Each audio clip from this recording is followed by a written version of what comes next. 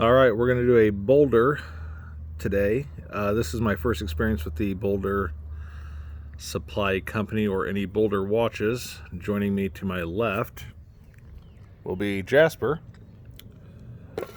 I haven't done a video in a while, and Jasper has not made an appearance in a while, so we're going to get to the unboxing portion.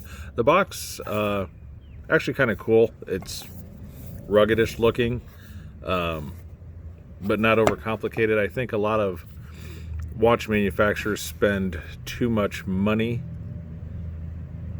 Well, I don't know how much money they spend on the packaging, but they charge extra for the packaging that I don't really care about most of the time anyway. We'll do a quick wristwatch check. I have my Hamilton Pioneer Pilot on the Armilla strap that I had my Tudor on. This is probably, I don't know, this might be my favorite strap that I have. But anyway, moving on to this. This one is in bronze, which is new for me because I've never dealt with a bronze watch. Let me see if I can get the dial. It's not going to focus for me. But the dial has like it's a textured dial. It's pretty neat looking. It's just different. But as far as the specs go on this watch, and this one's kind of tough to measure.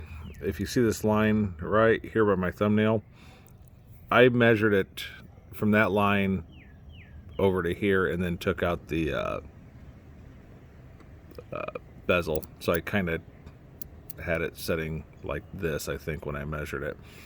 But anyway, it comes to 44 millimeters wide. It's 47 if you count this, and then probably, I don't know, well over 50 if you go with the crown. I got 53 millimeters lug to lug, and the lug width of 22. It is a 500 meter water resistant watch, and this one is powered by the Seiko NH35 movement, which, you know, is your typical Seiko 3 hertz, but it is a hack hand wind movement. And this one has a double dome, if you can see it, double dome sapphire with interior AR coating. And it's just, I think it's kind of a neat looking watch. Sorry for the reflective glare. I'm doing this outside, I prefer to do these outside. If you get up here, will it focus or not? No focus. Anyway, up here it says your helium escapement valve, which is on the side of the watch, real big here. And the triple lock crown is down here. So it's kind of reminiscent as like a Rolex Deep Sea.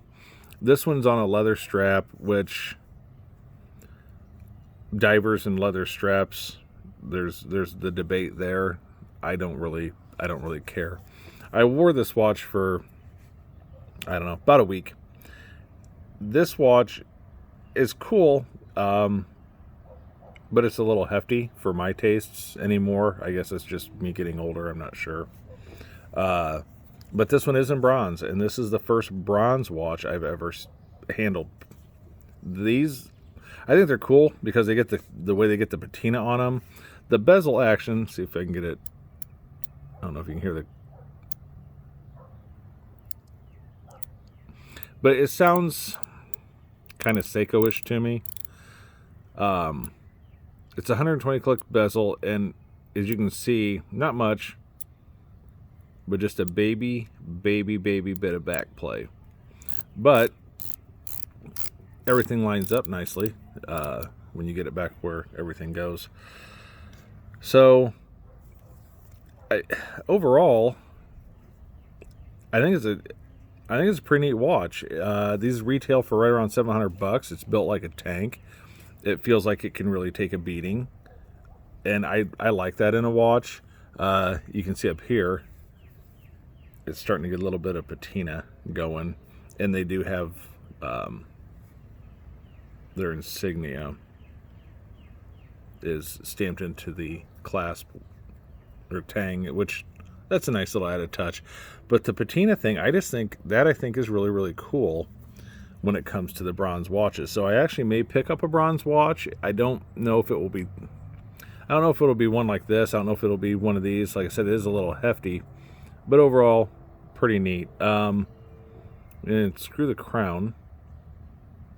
See how much it's a decent little pop. It pushes back on you. The winding, I think the winding's really smooth. This is probably about as smooth as my 2893 movement that I had in another watch. And it feels very, very similar to me.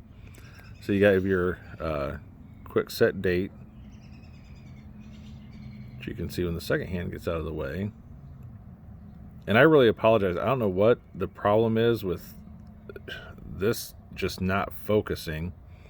But then, you pull it out and you have your time setting and your hacking. Like I said, feels pretty good.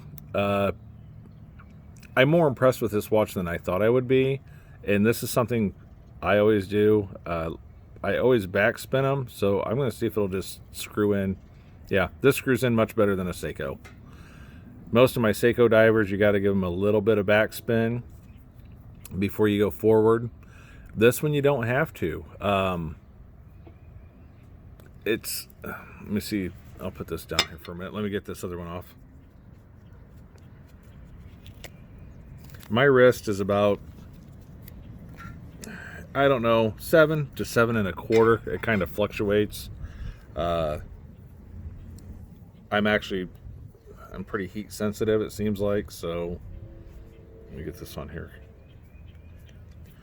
Anyway, you can see on my wrist, it does sit nicely. The only thing I would change about it, and if you notice, let me get this off.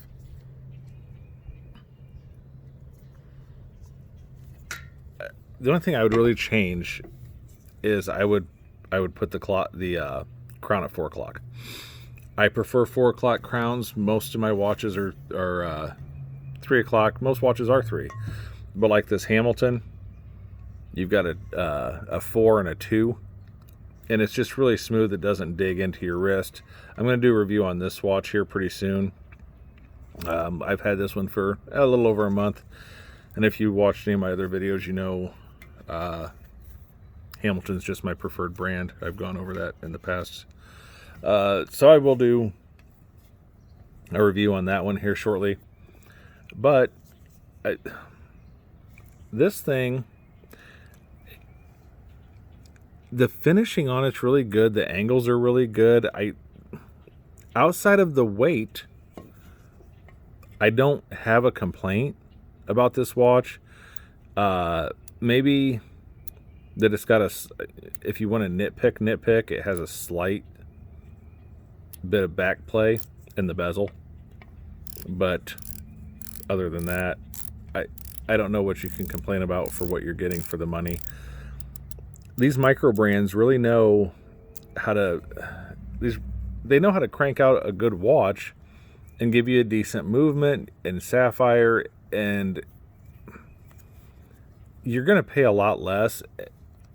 So I don't have a problem with micro brands. There's a lot of micro brands I like.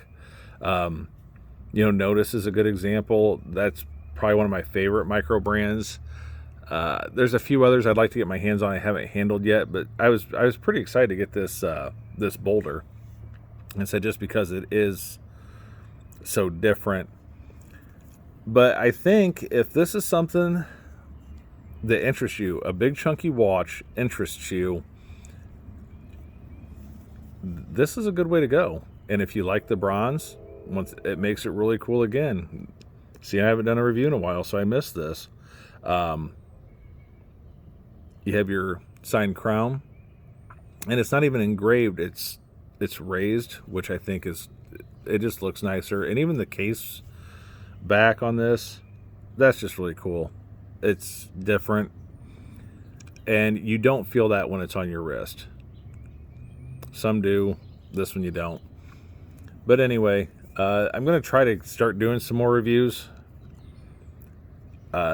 Change jobs, have a lot more time, so hopefully that'll work out. And like I said, I'll be doing the review on that Hamilton here coming up, and I have a couple more that I'm eyeballing for me personally, so hopefully that'll go. And in the box, and then your outer box is just this cardboard, which for me completely fine with. One thing I did think was neat about Boldr, and I guess I should have gone over this in the beginning: tips for the perfect unboxing. It's neat to see a company that they want you to, you know, post their watches. But anyway, thanks for watching. I'll try to get these smoothed back up a little bit. Like I said, it's been a long time since I've done a review, and hopefully it's somewhat informative. Like I said, if you got $700 or less than that, but if you got $700 laying around and you want to try out a micro, the diver that's just different, Boldr might be that might be the way to go for you. I think it's a really good choice.